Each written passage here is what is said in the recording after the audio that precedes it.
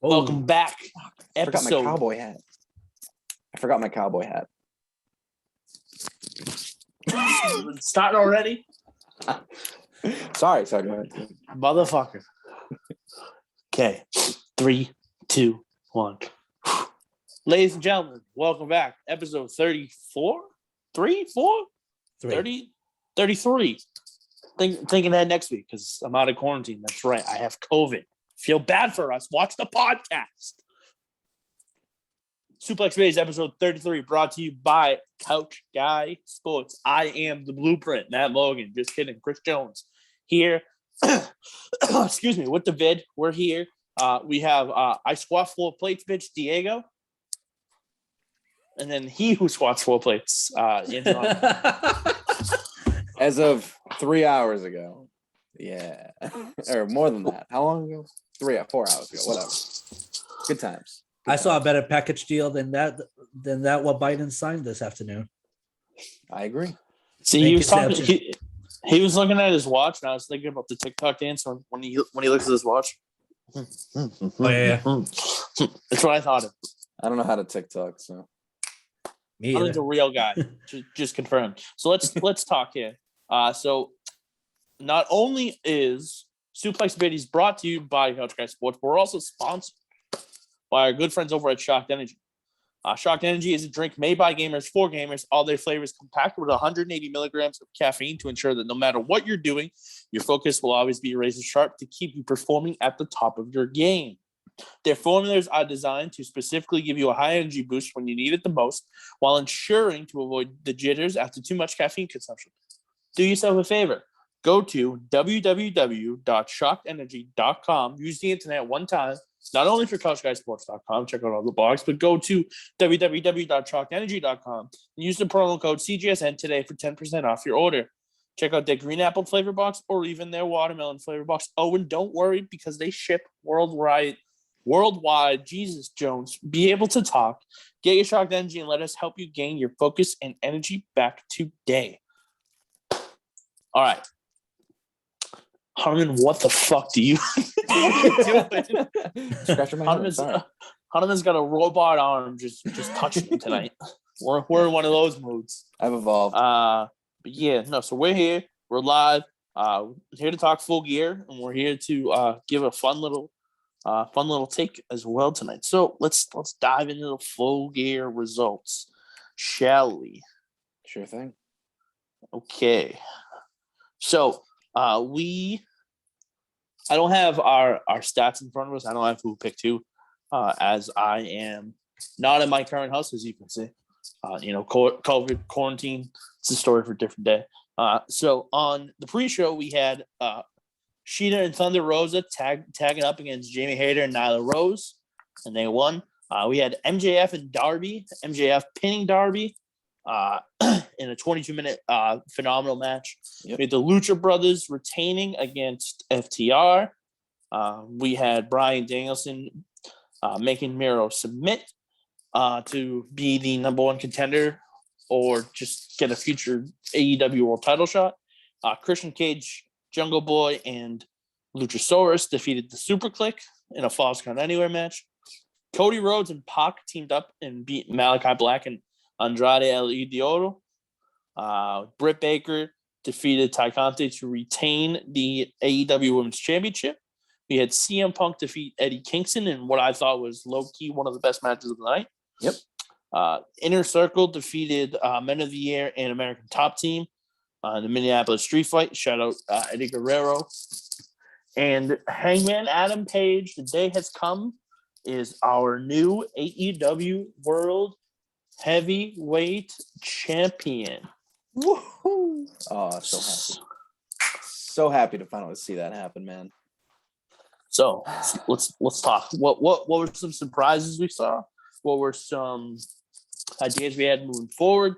There was a debut that I don't think any of us saw coming, but Jay Lethal signed with them. He is going to fight Sammy Guevara for the TNT title this week. So stay on the lookout for that. What were some thoughts on the pay-per-view as a whole?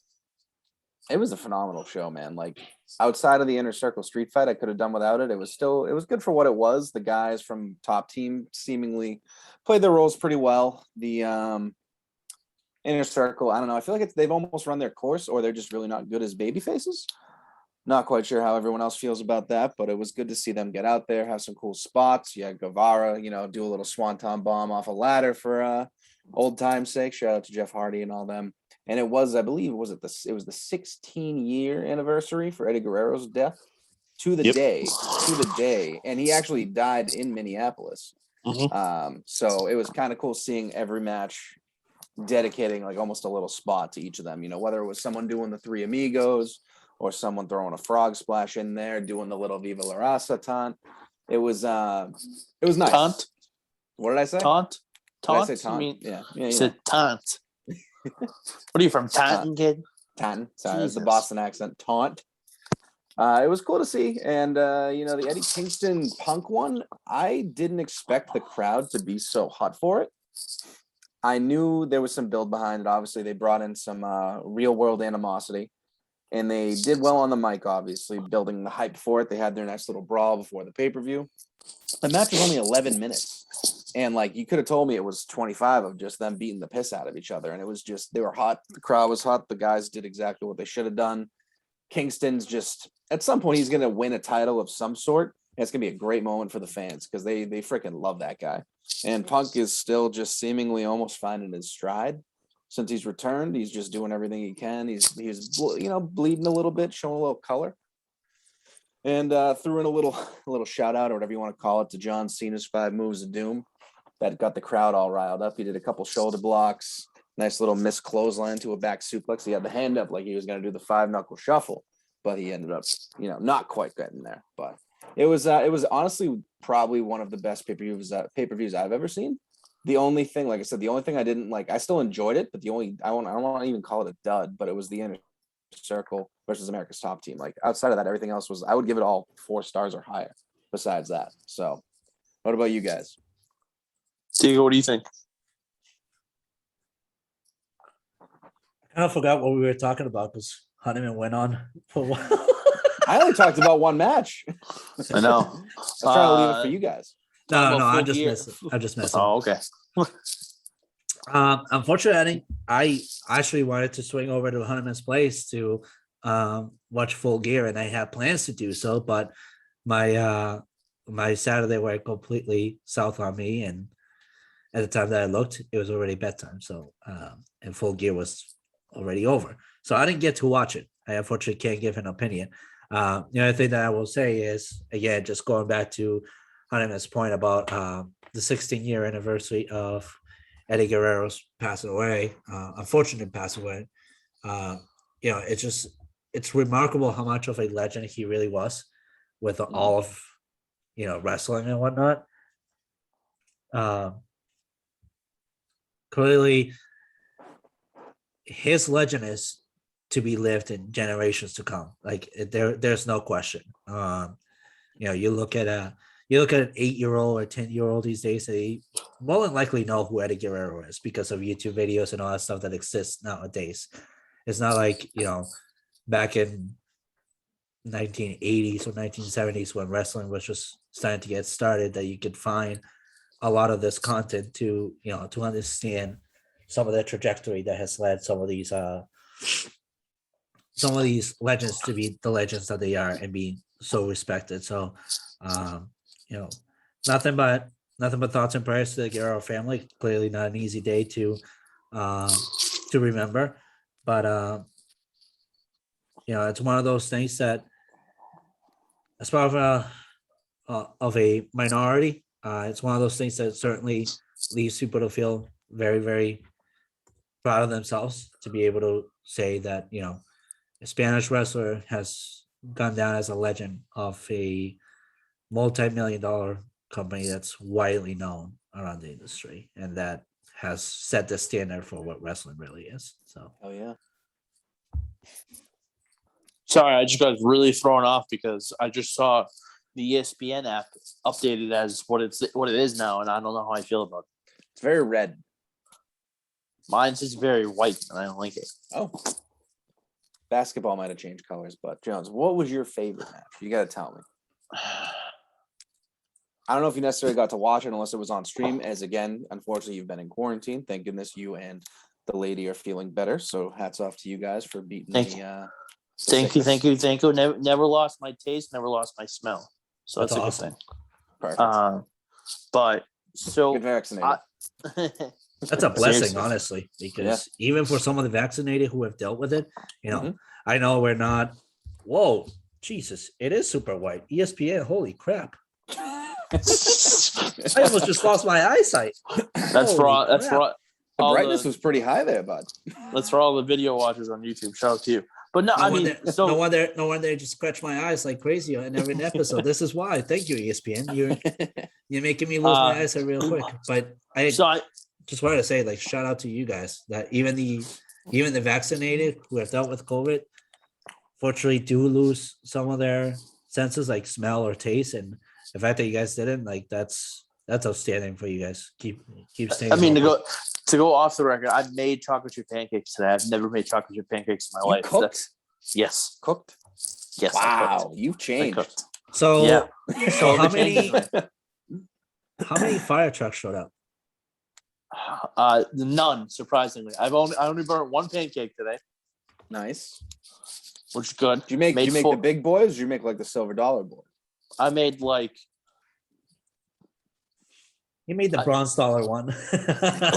So think of like the mid tier. Think of like this, just a little bit bigger.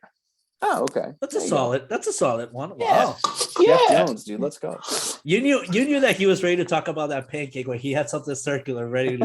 You should have what's called. You should have saw me whisking. I used to whip it, chop it. Jones using a whisk. I never thought I'd see the day.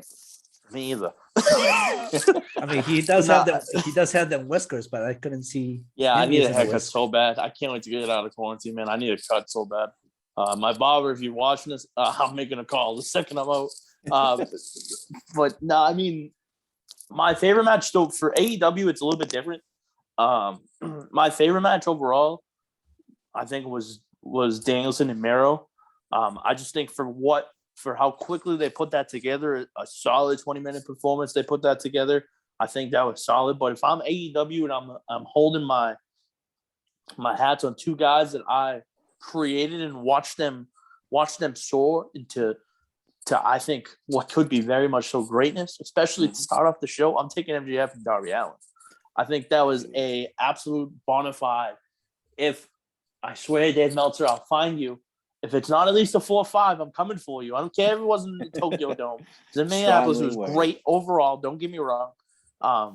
Just MJF is a world champ in the making. Darby is a future world champ, also in the making. These are two guys. These are two of their best guys that they've built up since day one. So I'm very happy to see it. Ooh, jeez. You getting teary-eyed because Hangman won the title? A little bit. Please scratch your eyes. I'm not you. So with Hangman and Kenny, I mean, we knew what it was going to happen. Kenny's been fighting. Kenny was wrestling injured with a shoulder. He's had problems for a while now. Hopefully he'll get some much needed time off. And I think for him dressed up as the final boss for Hangman Page, I think just made it that much more enthusiastic overall. So did you see the sell of the final buckshot lariat? Yep. I personally really liked it because it was almost like he took it like as a slow-mo, you just defeated the boss battle moment. Mm-hmm. Like, you know how in games you hit that last hit on your main boss and they do that slow fall or whatever it was. No, you know what I think of? Perfection, though. You know what I think of? Remember in the old Super Smash Brothers game when you finally beat Mr. Hand? Yep, exactly. That like slow. Yep. That's immediately what I thought of. And also too, another thing that I'm sure we'll get more clarification on come Wednesday, but the Bucks just kind of sitting there and like looking at Hangman and going, Matt Jackson just gave him the nod, dude. It was awesome. Literally just full circle. Just the storytelling is just AEW is far superior to WWE. Just look at what Full Gear did, and Survivor Series is now this coming week. And like, I don't even care enough about it to do like predictions or anything like that. Like, they just announced 2 more matches, and it's in 6 days. Like, you've had how long to hype this up? Yeah, I mean, we can touch upon Survivor Series really quick, but I think we have a quick any final thoughts on AEW before we move on? Hangman is world champion, obviously, long time coming. Tony Khan also said that from the get-go of AEW's foundation, once they knew they were signing Moxley, he had his first 4 champions seemingly lined up. It was going to be Jericho, Moxley, Omega, Hangman. So now he's stuck with his plan. There's your long-term storytelling. I can't talk today, apparently.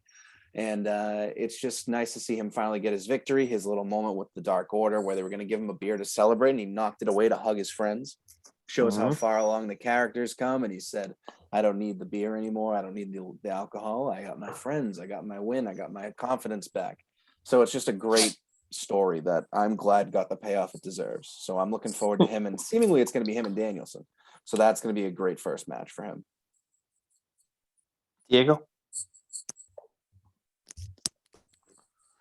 I unfortunately have no thoughts. Like I said, I missed out on Full Gear, which really just sucks because I was so happy to finally be able to see a full pay-per-view from AEW. However, I think the only thing I could say is again about Hunterman said MJF getting his shot finally. Like I'm happy for that. I think if I'm not mistaken, I think we all in fact predicted that. We all predicted MJF to win, I believe. Yeah. So if anything, just nothing but a shout out to us, and yeah, that's that. So the thing with that whole Full Gear card, just last thought, almost all of the matches are seemingly were just so predictable, but you don't care because of how well they just put together their matches and their storylines. Like even just, I know we really didn't even touch on it, but Britt Baker versus Conti was a great match. Like that was a star-making moment for Tay Conti. Like you wonder, how did WWE let this one go? She made it literally look like a star, and you at any point you really thought she could pull it off. And obviously there's the chicanery and things like that cost her the belt, but they just every match almost made everybody just look great coming out of it. So I don't know. It's hard to complain, even if you expected most of the results. It was just like it was a hell of a 4 hours of a program. Who knows what WWE does? So speaking of, let's move on. So with that being said, before we move on, we haven't talked about our other sponsor at all lately, so I'm going to do it again. Exogun. Ever do a workout and feel like you need a massage after? We'll get a massage at a moment's notice with our good friends over at Exogun. Go to exogun.com. Code CGS10 for 10% off your checkout order. Do yourself a favor and go get a massage. I'm sorry. Treat yourself to a massage at a moment's notice. You don't want to miss out on it. Exogun.com as well. So real quick, I used it today after my squats. My hip tightened up because I did fucking, like I said, a bit of weight. 405 pounds is nothing to sneeze at. A little bit of weight. But I stretched it out. I walked on the treadmill a bit, keep it loose. But I bring my Exogun with me on the during the week to work in my car for when I'm done with the gym. Hit all the spots that are killing me, and then after that, I got worked for another 5 hours, moving around. Can't stop, won't stop. So thank you, Exogun. All right, let's dive in to what we're going to talk about. So we had a fun idea. We're going to go over our top finishing moves in WWE as of right now. Well, in wrestling right now, I hope. Yes. Okay. All right, who's starting? Number 10 for Andrew Hunterman. I'm saying the full Nelson from Bobby Lashley because of how dominant he's been getting his victories the last few years. It's a very simple move, but when you have the ridiculous amount of aesthetic muscles that Lashley does, and you can make every vein upon its vein pop as you squeeze the life out of someone's neck and vertebrae, it looks pretty good. No one's really going to get out of it. It's tough to break, and he gets decisive ass victories. So that is my number 10. Diego? My number 10 is no other than a throwback to WWE. Dean Ambrose's Dirty Deeds. I like it. As he calls it now, the paradigm shift. We're going throwbacks in this bitch too? Okay. Let me adjust my list up. Number 10 for me. Ooh. Boy, I mean, these are tough, but I got to go with an original. The area code is San Diego. The good old-fashioned 619. Dial it up. Why'd you guys pick your number 10? SA619. Why do you like those for your spots at number 10? Just give a little bit. Why'd you choose it? So for me, thinking of Mysterio's story growing up and how he won the WWE, the World Heavyweight title after the loss of his best friend, and watching how much that move has changed his career, it just kind of put into retrospect how effective it could be from time to time. Diego, what do you think? Dirty Deeds, paradigm shift? What makes you say that? I mean, honestly, it was during the time when, WWE kind of wanted to get a new face going for the company and whatnot. The Shield were certainly that. It was a combination of skill, but also a maneuver that was unique at the time, that you hadn't seen just yet from any other wrestler, and that was clearly entertaining, but also very captivating as well. And therefore why I thought, for me, a little throwback like something like that, like Dirty Deeds, had to be in the top 10. I just absolutely had to have it be in my top 10. Plus, it's Dean Ambrose. It's somebody who I personally have admired a lot out of WWE, and have been nothing but a supporter of him through his transition now to AEW. Perfect. Well, my number 9, to move on to the next one. I don't quite know what he's calling it, and I couldn't find it now, or today when I was looking. But Malachi Black's they used to call it Black Mass in WWE. It's basically just a roundhouse kick that floors anyone that it hits. Like, it just comes out of nowhere. He hits it so crisp, it just looks so clean, and no amount of beard, bush fluff, whatever you want to call it's going to guard you from that foot right to the mouth. And he's dropped many of people. He'll continue to drop many of people. So that's my number 9. Okay, I like it. All right, who's ready for their number 9? I'll go because it's just me and you because he just went. I'm going to take the curb stomp by Seth Rollins. All right. Well, good thing I have alternatives. We can have the same number 9, dude. Yeah. No, I personally don't want to have all the same, so I'm trying to have alternatives. I think mine's different enough that we won't have too many repeats, which is good. Okay. All right, who's going next for their number 9? It's you. You're the only one. Pay attention. Shit. Wow. He was blowing his nose. It's okay. I was, yeah. I gotta stop watching Narcos and being inspired. But anyways, a little bit of heritage. Viva la raza. Figure it out, or I'm gonna go Squid Games on your ass. Come on, I watched it. No, for me, my number 9 is actually no other than somebody who I wish nothing but safe recovery and a speedy recovery from his current health issues. Mr. Triple H, your pedigree move is my number 9. Beautiful. Time to play the game. Yes, sir. All right, Holly, give me your number 8. My number 8's the Eclipse from Ember Moon, whatever she's going to call it, wherever she ends up. That move, just the way people sell it was just perfect. She hit it just so smoothly. I can't remember many people kicking out of it ever, so it's one of the more protected finishes in the game, much like, Black Mass and Lashley's Full Nelson. It's, she just hits it on everybody. And, Mickie James used to sell it the best, in my opinion. She'd do like 7 backflips. She did. And somehow just land in the middle of the ring. She'd spin around it. It was amazing. And I look forward to seeing whatever she's going to do next, wherever she lands. Diego? All right, my number 8 is one that is used by 3 of my favorite wrestlers, actually. Goldberg, Roman Reigns, and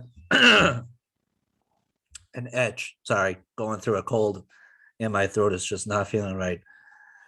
It's the spear. It's one that throughout any decade, anytime that this thing gets tossed around or what happens. It's just an absolute beautiful ending touch to any match. It's how Roman Reigns got his first title. It's how Goldberg has kind of, demolished whoever's been next. And it's it's what Edge has used to, again, put him over the edge as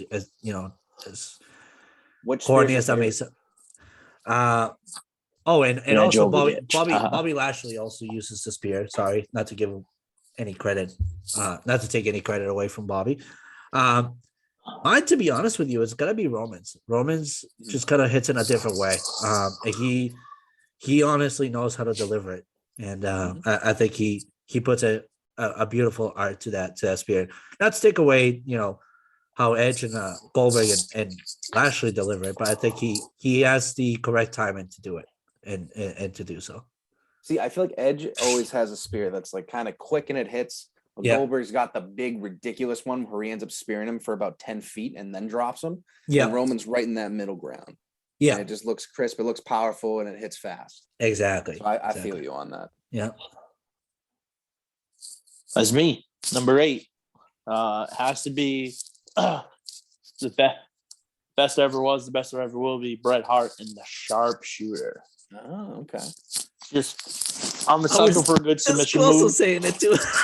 I'm a sucker for a good submission move, and the Sharpshooter is just, it hits different, especially when people do it nowadays. Just to pay tribute to Bret Hart, just hits different for me. So I'll take that as my number 8. To keep in the realm of submissions, my number 7, and again, I kept my list a little bit more current.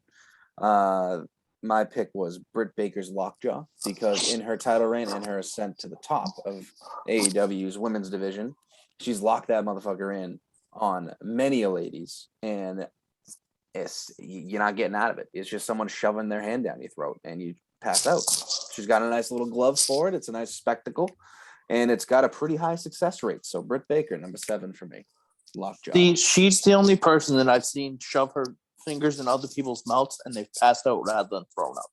Yep. I mean, it's also Wrestling, Britt baby. Baker, and those Magical. fingers are thick. Those fingers are thicker than her legs. We'll go number 7 Sure. for me. Probably one of my favorite wrestlers growing up that wasn't in WWE. Now he's in WWE with that phenomenal forearm, and it hits different, especially when he hits it right. So much freaking flair on those moves, man, for him. He just adds that little extra bit of style. No pun intended, I get it because it's Yes. AJ Styles. And speaking of getting in style, it's the most style finish of current era. The Styles Clash, baby. When it hits, it's game over. That's my number 7.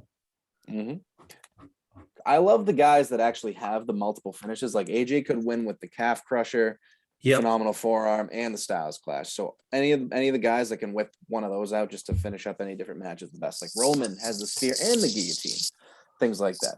Adds a little bit of surprise. My number 6, Drew McIntyre's Claymore. Nothing better than just running full speed at someone and booting them in the mouth. So love it. Comes out of nowhere. He times it phenomenally. Kicks people out of midair. And it's put away guys as tough as Brock Lesnar. So, Jones, I hope you're okay, but you might get a Claymore if you do that again. Dude just hacked out a lung. I wish Hunter would even get his foot up that high. If Hunter got his foot up that high 2 years ago, his entire body would tear. Oh yeah, I'd be a pile of mush. Speaking of pile of mush, go to number 6. It's a little tough for me. But I think I'm gonna have to. I hate to put it so low, but it's got to be on my list, and I want to do it before you fuckers do it. None other than Randall Keith Orton's RKO. Too many 6. Yep. 6. Too many magnificent moments back in the day from him. I think the 2 most memorable ones are obviously when Evan Bourne was hitting and shooting star press, and Orton hit it. And then when Rollins tried to do the curb stomp of Mania, and Orton tossed him up and then hit him with it. But in all, Randall Keith Orton's RKO number 6 for me. Love it. My number 6 is the Cold Stone Stunner. It's a maneuver that's been used by obviously Steve Austin as well as Kevin Owens. I think that out of the two, actually, while the stunner is Steve Austin's original move, I actually think Kevin Owens does it a lot better.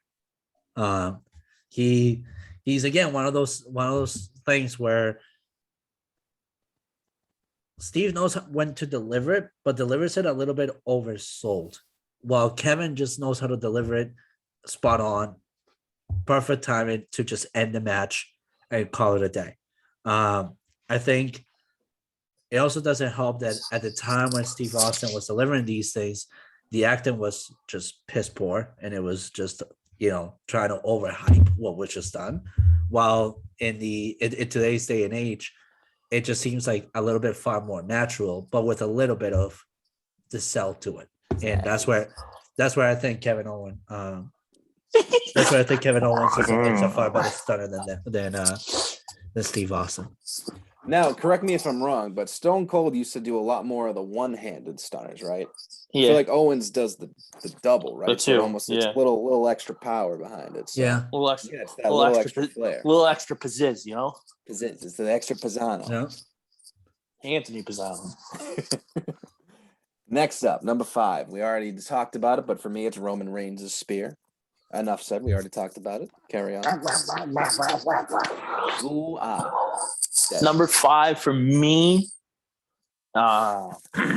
probably because he was one of my favorite wrestlers growing up, and then went a little bit Hollywood. But there was no spine tingling sensation better than when the guy went.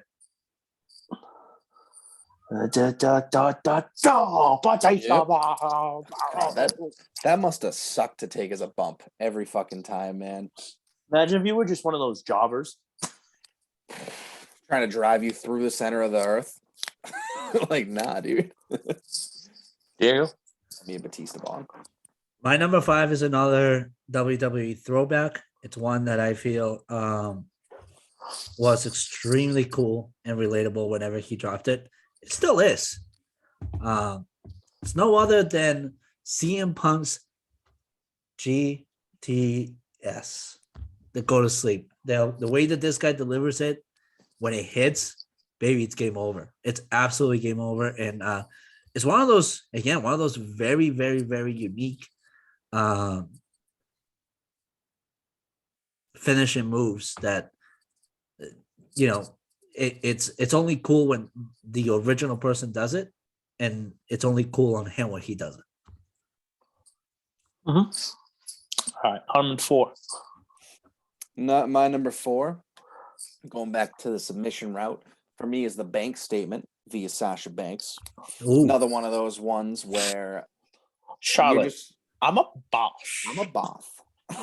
She's just, you're on top of someone and just wrenching their neck and spine up. But she has no tits. Bro. I still, to this day, I have never slapped someone harder in my entire life. Fucking dude drops that in the middle of a conversation. Real quick smack, get out my house, boy. B-O-I, not even you don't get the why because he asked why you hit me. such a dumb comment. Oh man, but for her, again, Sasha Banks, very successful finish rate. I mean, how many necks can you're stretching vertebrae in the wrong direction. So yeah, be careful, you're gonna hurt someone. Bank statement number 4. I mean, she already did in a way, but not with the bank statement. So broke my heart when she got married. Yeah. Number 4 I had a me, chance. No. Sorry. Number 4 for me should be what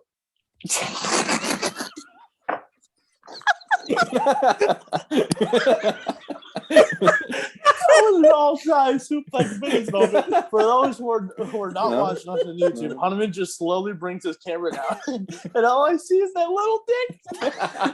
we went from bank statement to fucking direct deposit form.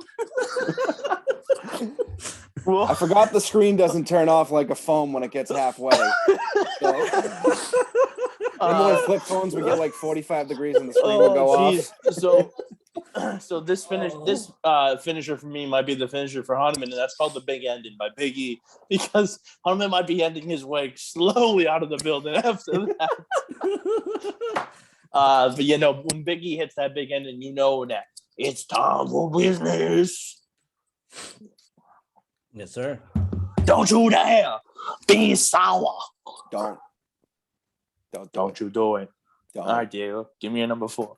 I'm gonna stick to the originals again. There's another very original maneuver. It's one that the crowd really engages with, and that once this guy just does one single move to get that going, the whole crowd is engaged upon its delivery, and that is no other than sweet chin music. It's one of the classics. D-Generation X, bring them up. Whether it's Heartbreak Kid, DX, no matter what shape or form. One of my absolute favorite WrestleManias ended in this way. So Sweet Chin Music, just that one for me. It's number 4. But she said suck it. Now, number 3 for me, I don't think it's going to make anyone else's list, but one of the most, I think still the most protected finisher in WWE, going on years now, the End of Days via Baron Corbin. Ooh. Not a great, the character work's always good. He's a good heel, but I genuinely can't remember someone ever kicking out of the End of Days outside of maybe back to NXT. So talk about a protected finish. Yeah. And that shit looks like it hurts. Again, it just looks so smooth. It's such a simple maneuver. You want to talk about shit that hurts? It's my number 3. And that has to be none other than Big Daddy, Keith Lee, Spirit Bomb. Yep. When Keith Lee throws your ass up, you gonna hit the ground hard. And Keith Lee don't mess around now, and he ain't in no WWE. He's gonna bring that back now too. I'm so excited. Mm-hmm. The Big Bang Theory was cool, like the jackhammer type thing, but the Spirit Bomb is just out of this world. Mm-hmm. Diego, can you give me your number 3, please? Well, talking about throwing bodies up in the air and then letting them hit the mat. There is no other finisher stronger than this that can get anybody count out of it without ever doubting it that you can count out of it, and that is no other than Brock Lesnar's F5. Solid choice. Very solid choice. I already know what Hanuman's number 1 is. So, Hanuman, why don't you give me your number 2? Number 2, Santino Marella's Cobra. Right here, fucking. Nope. Right here. Nope. Almost won the Royal Rumble 2011. I was there. Don't forget. Number 2 actually is the RKO, though, because it's the RKO.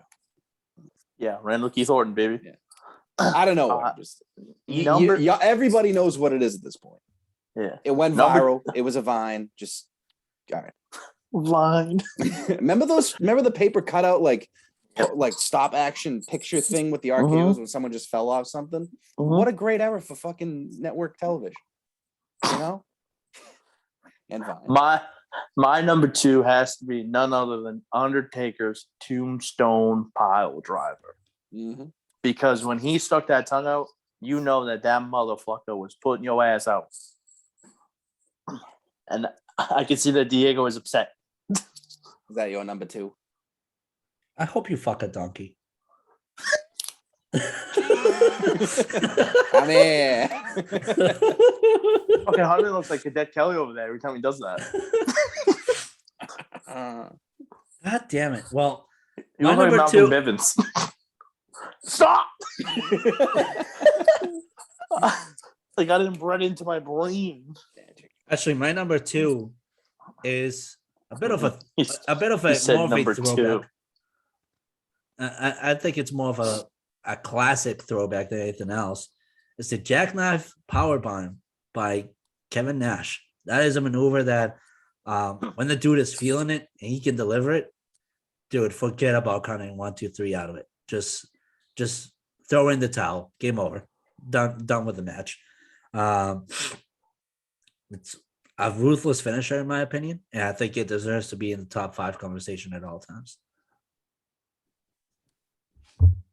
Number 1, for me is the One Winged Angel by Kenny Omega.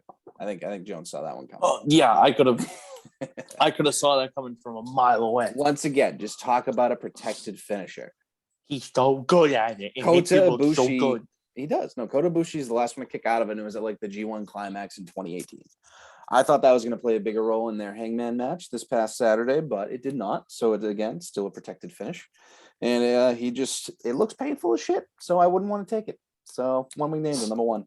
All right. My number one all-time favorite finisher has to be none other than my God, Tatanka, the tomahawk chop and the papoose to go. Hey.